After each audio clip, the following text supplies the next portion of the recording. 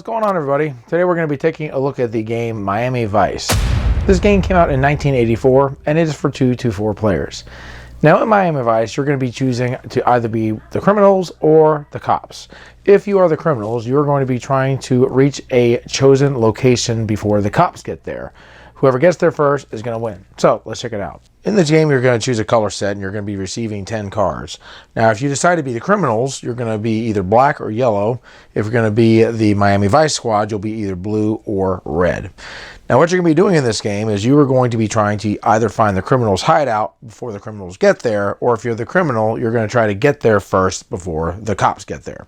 So, very beginning, you've got these cards over here, and the criminal is going to draw one of these, and he's going to keep it face down. The cops will not know what this is, but this is going to be the place where he is going to try to get. So let's just say I draw the construction site.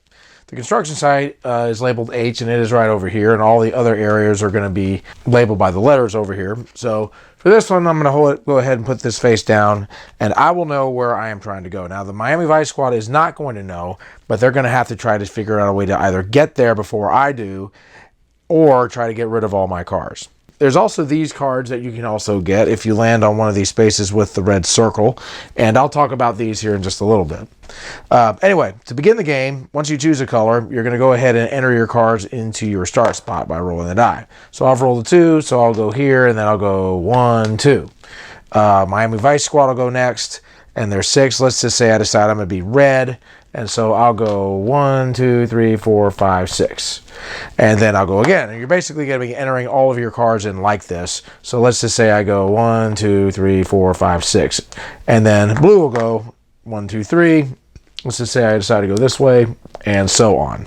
So let's say we're midway through the game and we have a scenario like this. Now when you're moving, you're going to simply move along the black dots over here. Again, what you're trying to do is you're trying to get to the location, which for the criminal is over here, but the criminal is going to be using these other cars as decoys to try to draw away the police cars.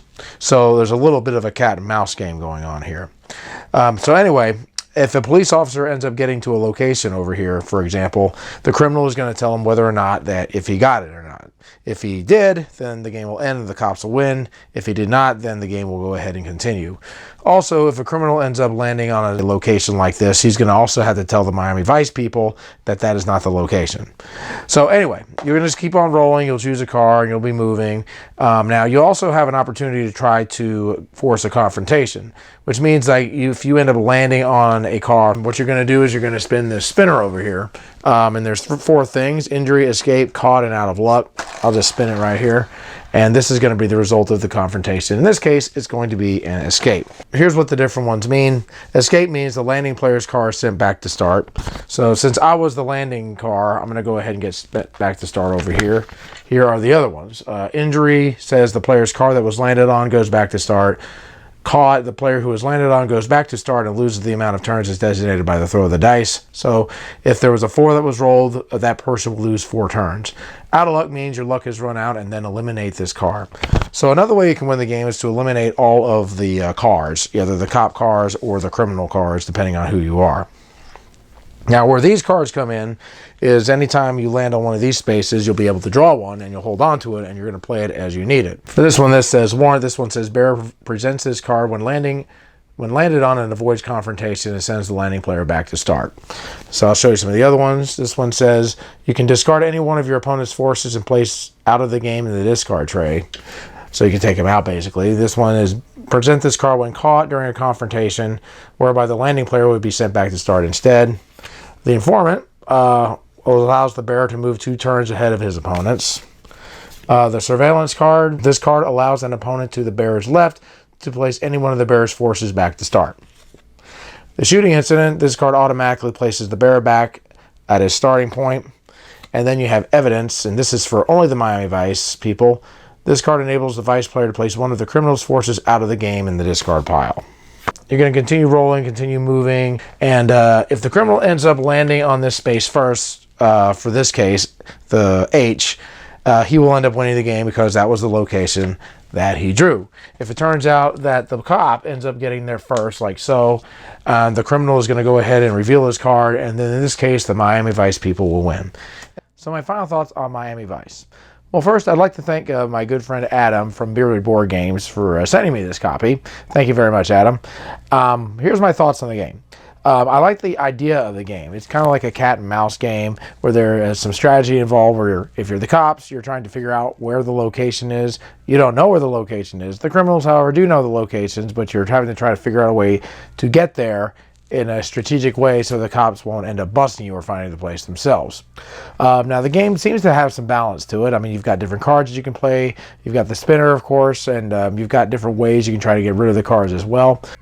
I guess the one thing that I wonder is if you actually have to have a strategic way of playing this game in order for the game to work.